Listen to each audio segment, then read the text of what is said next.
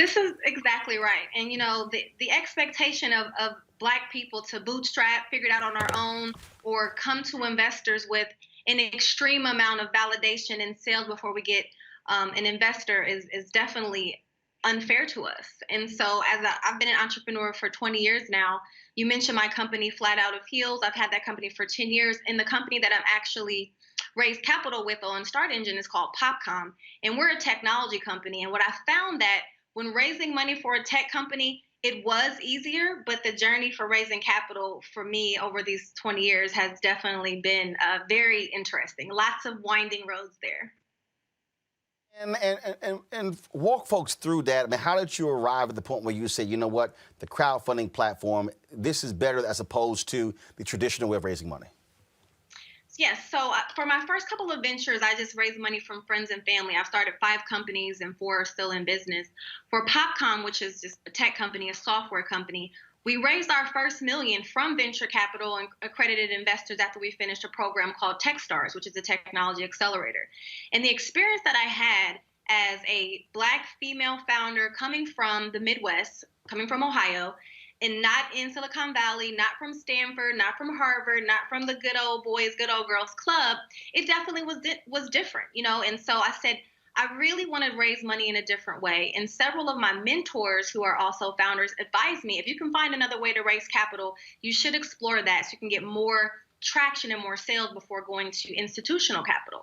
And so the Jobs Act, which started in 2012 by the Obama administration, didn't come into effect till 2016. So as soon as I was able to use that and leverage the crowd in my community to raise capital, to me, that was just, there was no other way for me to go. I knew I wanted to leverage my community and give my people an opportunity to get access to early stage company like mine. Let me bring in my panel here for questions. Bree Newsom, I'll start with you. Any questions you have for Dawn Dickson?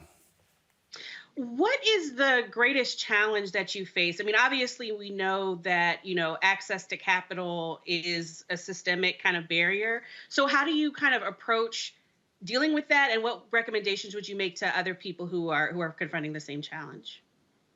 I always call what we're experiencing, even over the past 5 years, the civil rights movement to access to capital, because there were so many things put into place, into law, including the law in 1933 that prevented non-accredited investors from investing in early stage deals.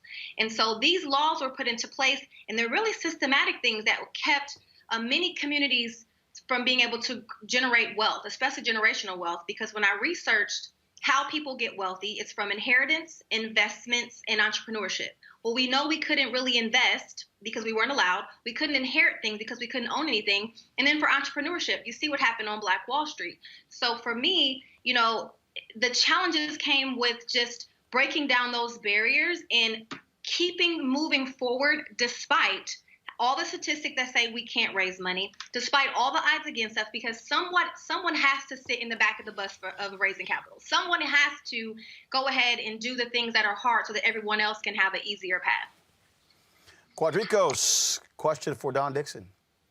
Hi, Dawn. So this is absolutely phenomenal, and I'm certainly going to look you up after the show. But I wanted to know, as I think about this broadband access issue, right? How are you using what you have learned through the steps of establishing your own business to teach, really, to pay it forward and making sure that other little brown skinned girls have access to capital as well as starting their own business? That's a great question. Thank you for asking me that. And it's very important to me because I wouldn't be where I'm at today if people didn't pay it forward for me. Many people, as a matter of fact. So I do teach. I write extensively on blogs. I volunteer my time to speak at conferences and events to benefit people that look like me, especially young women. I'm very transparent with my process. I'm always very open. So I have several things out there. Like I said, my Medium blog, on my YouTube, on my social. So I share my process. I tell people step by step. I'm also coming out with a book. It's in the process of being written. And I'm going to really just be all the way open and tell everyone the things that entrepreneurs don't want to share. It's the dark time. We're in this like Shark Tank era where everybody seemed like an overnight success. And people don't realize the many years of work and just time it takes to even get the headlines, to even be sitting here talking to you today. I've put in 20 years of work to even do that. So I definitely give back in any way that I can. Let's go to Xavier. And Mark, there was a recently released interview with Mark Zuckerberg. He was 21 years old, and he was interviewed, and he asked him, when he got his first stage of investment, what his plan was. He openly admitted that he didn't have a plan. And talk about the difference between you being an African-American business owner, going in front of investment rounds, being completely buttoned up, everything, the I's dotted, T's crossed, and then you're seeing, certain white companies being funded on shoestrings. Can you imagine if I said I didn't have a plan?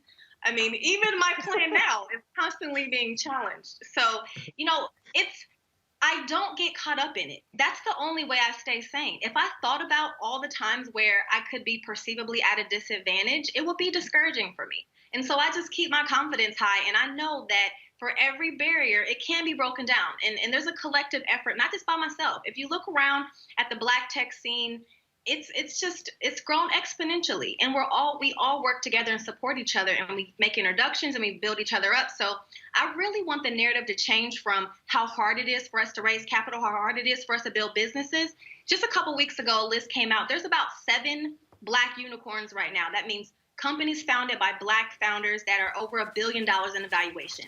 Those times are changing, and I just refuse to even accept that as my current reality. All right, then. Dawn, the discussion later this week, when is it taking place again?